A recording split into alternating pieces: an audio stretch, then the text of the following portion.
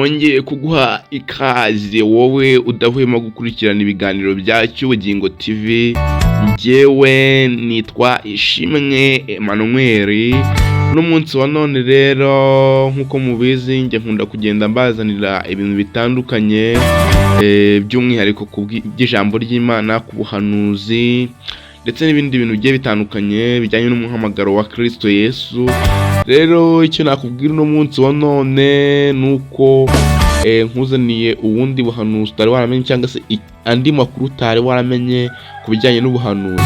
Rero njyewe nitwa Ishimwe Emmanuel. Reka nizere yuko muri amahoro, rero nizere ko mumeze neza, ariko babwira ngo n'abatameze neza mwihangane. Imana irabizi, inzira inyuramo Imana irazizi. Rero yizere uyiringire.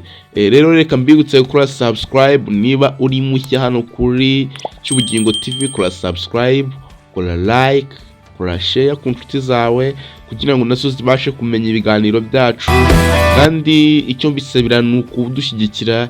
Ibyo byonyine ubundi Imana ibahereza umugisha. Rero no munsi wa none tugiye kumva umwe mu bantu babanye n'amagayane ndetse baje no kuba bafunganwa bazise nyine ubuhanuzi bari batambukije ku bwa Habyarimana, bari kubwira perezida bamuburira ngo areke ibyaha ndetse areke n'amanyanga n'utundi tuntu. Rero reka twumve uko byagenze, unkundire ube hano.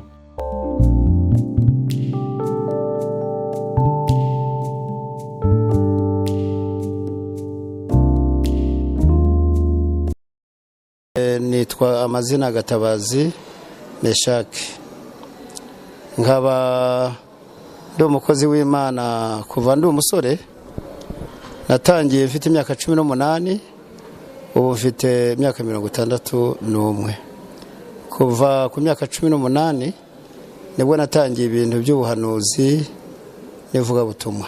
Urumva nari umwana, nari umusore.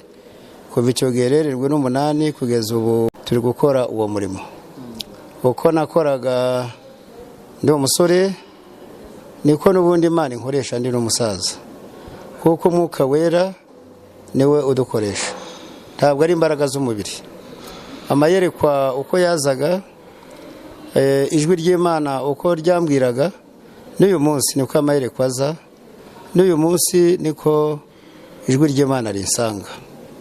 Rero abari hirya no hino mugiye kunkurikirana no gukurikirana ibyo mvuga, Imana ibaho umugisha mu izina rya Yesu. Iby'urupfu rwa Perezida Habyarimana nararuhanuye, kuko Imana nyene yari yantegetse kubivuga. Ntabwo yabyoroshye guhanura urupfu rw'umukuru w'igihugu, ariko icyo gihe mbihanura hari muri 94 mu kwezi kwa gatatu. Twari twegereje kwa kwezi kwa kane kwabayemo amahano yose ashoboka. Icyo gihe rero nari stade, ariko stade ni wacu, nge mvuka Rusizi. Rero urumva hari igihe cyo kwiyamamaza, hari igihe cya mitingi ni igihe abanyamashyaka bamanukwaga bajya hasi kuri tere bajya kwiyamamaza. Mu gihe bajya kwiyamamaza nicyo gihe na Habyarimana yaje. Hari abantu benshi cyane, abo ni amateka atazibagirana ku bantu b'iwacu babyumvise, kuko urumva byabereye iyo mvuka. Ni ukuvuga rero iryo joro nari ndyamye nk'abandi, kuko umuhanuzi aryama nk'abandi, ariko akaba igihe Imana imugendereramo. Nijoro Imana irangenderera, mbwira ko ngomba kwambara nkajya kuri stade. Nari mbizi kuko hari habayeho sensibilisation, gusensibiliza ko tujya nyine muri mitingi, ariko njyewe nari umukozi w'Imana, numvaga mitingi ntashobora kuyijyamo, numvaga akanwa gahanura katagomba kujya kuvuga ibindi muri mitingi, ariko ntegetswe n'Imana naragiye. Ubwo rero ngezeyo hari abantu benshi cyane, Imana integeka kwicara imbere. Urabona bari ahantu hari nk'umugozi w'abateye batambitse, abantu batarenga aho, niho Imana yantegetse kwicara. Ariko nkayibaza icyo ndi buvuge ntikimbwire. Yari izi ko ndi umuntu, yari izi ko nshobora kwanga, kandi koko yibimbwira kare kambwira turaza kuvuga gutya, ndi umuntu nanjye nari kwigwatoya hari hakabaho izindi mbaraga kuko igira imbaraga nyinshi na Yeremiya yari yajyaga yanga kuvuga ngo akumva umuriro uramwakamo nanjye rero nicaye ahageze bamuhaye mikoro ngo agire icyo ageza ku bantu b'iwacu za mbaraga z'Imana zisanzwe zinkoresha nizo zambatuye noneho uyu muhanuzi ajya guhanura rero hari izindi mbaraga ziza yumva hari ikimusunika noneho rero nange numva kimwe kinsunika kirasunika ariko si ikindi ni imbaraga z'umwuka wera numva ijwi rimbwira ngo urahanura mbwira Imana ntari ko hasi mu rusengero baravuga ngo ntabwo nkorera mu rusengero gusa ndashaka kubwira abanyumva ntabwo Imana ikorera mu rusengero gusa no mu isoko yahakorera yigeze ivugira mu gihuru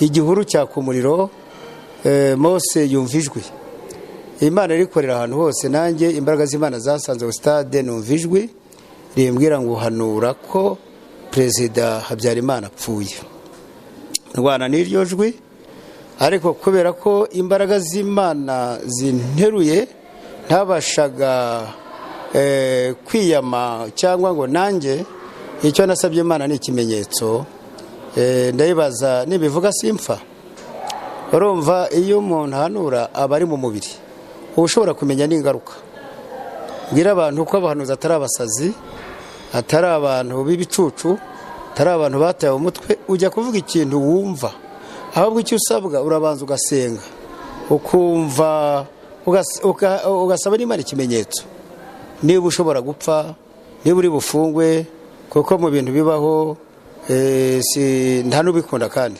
simba numva ashaka gupfa nkenyutse nabaje Imana ntibanyica ngakenyuka ijwi ry'Imana rirambwira ngo uhanura ntacyo uri bubi ubwo rero nagiye kwisanga sanga iby'Imana yamatira kuvuga nabivuze kubivuga rero urumva kuva ko umukuru w'igihugu apfuye bihuse kumfata n'abajepe ndetse stade yose irahungabana ihungabanye kuko navuganye ijwi rirenga cyane ubwo minisitiri wari uyoboye protocole yari minisitiri uvuka iwacu witwa Ntagerura noneho yumva abantu baravuga ngo n'uwo musazi yarasaze arasara arabaza ngo koko murabizi ko asara abantu benshi nanjye ntumbaza babivuze kuko nubambaza sinabamenya ariko amajwi yumvikanye urumva umuntu wakumva avuze ibyo bintu nawe bwawe urwego wamushyiramo kandi abibwira nyir'ubwite rero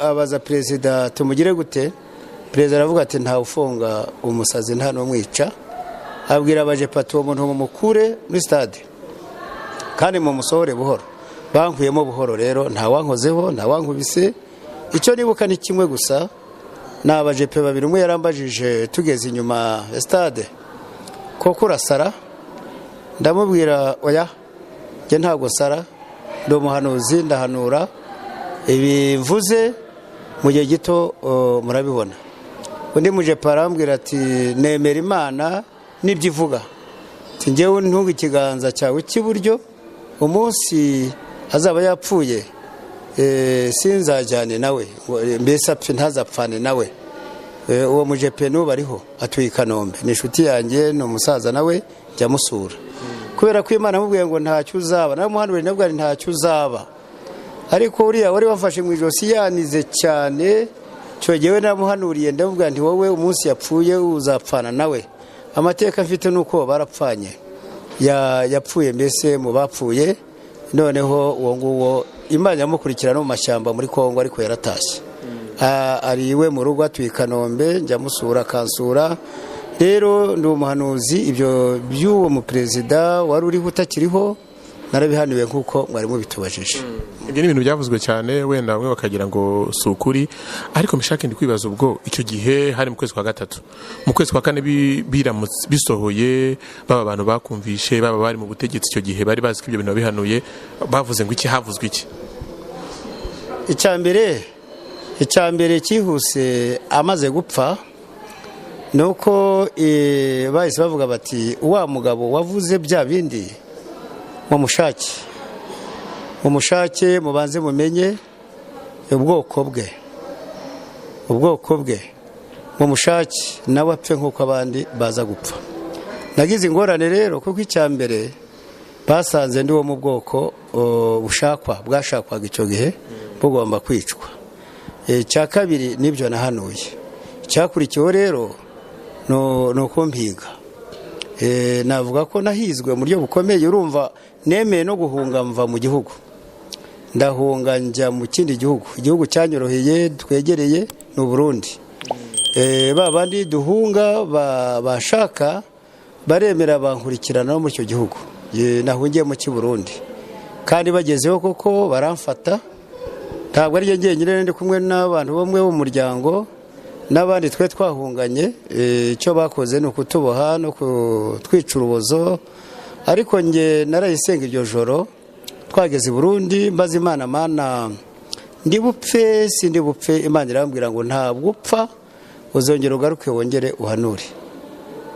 Mbwira Imana, Mana ntabwo mpfa, nzongera mpanure. Imana irambwira tuzongera uhanure. Niyo mpamvu rero ntapfuye, kuko baradufashe twese. Ngira ngo uwo munsi bishe abantu 42. Mfite na murumunange wankurikiraga ku mugongo, batemaguye barabica babashyira mu ruzi rugabanya Burundi n'u Rwanda rwitwa Ruhwa, rutwara imirambo. Nje rero bari bazi ko napfuye, noneho kuko bari bamboshye cyane umubiri meze nk'aho wapfuye. Uriya wari uyoboye igitero arababwira ngo ndabara 3 mu mutemaguri. Muri kwa kubara 3 ntabwo bamenye igihe nabaviriyemo njya mu uruzi rurantwara. Ariko narwo kubera Imana yari yavuze ngo ntacyo zaba, rwarantwara rugera ahantu runjugunya runjugunya umusozi. Ndi umusozi rero ubwo barabica, bari bamaze kumbohora. Ni ikintu Imana yakoze ntajya mbura kwishimira, kuko abandi babatemaguye baboshye. Ubwo nabashije kwicara ntekereza ibimbayeho, ariko nsanga ari isezerano ko nzongera nkagaruka ngahanura. Ubwo Imana yaramfashije. Ni urugendo kuko navuye mu icyo gihugu cy'i Burundi ndaza majoro, naraye ngenda amajoro, ndaza ngera ahantu hari inkambi bahita Nyarushishi. Navango harokokeye abatutsi benshi bagomba kwicwa ariko batapfuye. Aho niho narokokeye mvurwa n'abazungu bahakoreraga bo muri HCR. Baramvura ibikomere, baramvura. Ndangije mvayo ndagaruka nje kureba umuryango wanjye, nsanga nyine bamwe barahari abandi barapfuye, ariko ndashima Imana umugore wanjye ariho n'abana. Imana yari yambwiye ati nzabarinda. Ubu rero ndi kumwe n'umuryango wanjye, ari umugore n'abana turi kumwe. Ubu ndashima Imana cyane. Imana irangarura rero ntangira guhanura n'ibindi muri iyi leta.